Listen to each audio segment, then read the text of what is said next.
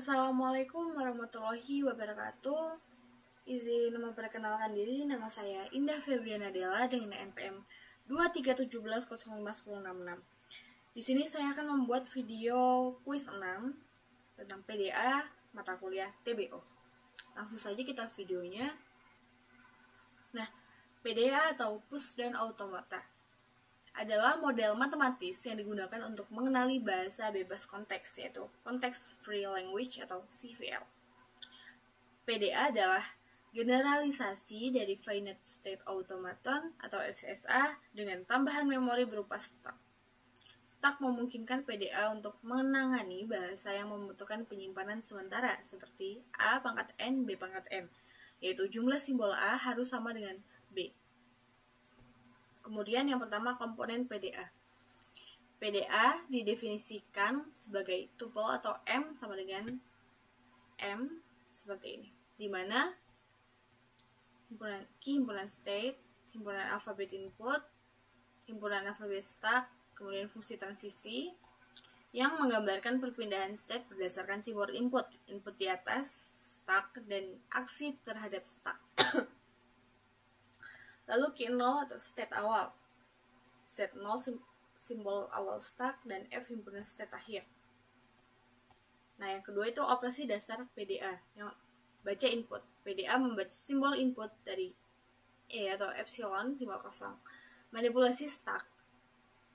PDA bisa push menambah simbol ke atas stack, pop menghapus simbol dari atas stack, kemudian stay tidak mengubah isi stack. Kemudian transisi state berdasarkan input isi stack dan aturan PDA berpindah state.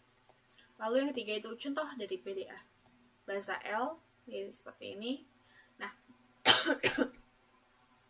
definisinya yaitu string dengan jumlah A sama dengan B seperti E, AB, AABB, AAA, BBB dan seterusnya. Nah, logikanya itu push A ke stack saat membaca A, pop stack saat membaca B, string diterima jika stack kosong di akhir. Komponen PDA. Yang pertama, key sama dengan key 0, key 1, key 2. Kemudian semesta itu AB. Lalu di sini akan dia menghasilkan seperti ini. Key state awal, key 0. Set 0 simbol awal stack dan F key 2 state akhir. Nah, contoh operasi PDA yaitu input AABB mulai dari key 0, baca A push A, baca A push A, baca B pop B, A, baca B pop A, stack kosong di key 2 string diterima.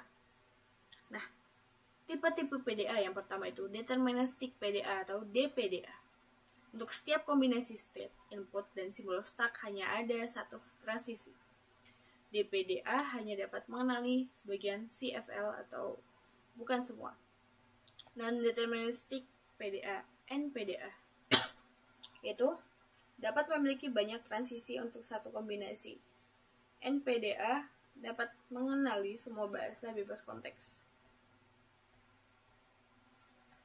Nah, hubungan PDA dengan CFG. PDA dan CFG saling ekuivalen. Setiap bahasa yang dihasilkan oleh CFG dapat dikenali oleh PDA. PDA dapat dikonversi menjadi CFG dan sebaliknya. Nah, aplikasi PDA itu yang pertama ada parser sintaksis, yaitu memeriksa struktur program dalam kompilator. Yang kedua itu bahasa formal, yaitu menguji keanggotaan string dalam bahasa bebas konteks. Lalu yang ketiga ada desain compiler, membangun parser terbaik stack. Jadi, push down automaton menjadi model kunci dalam memahami dan memproses bahasa bebas konteks yang sering digunakan dalam dunia komputasi dan pemrograman. Begitu.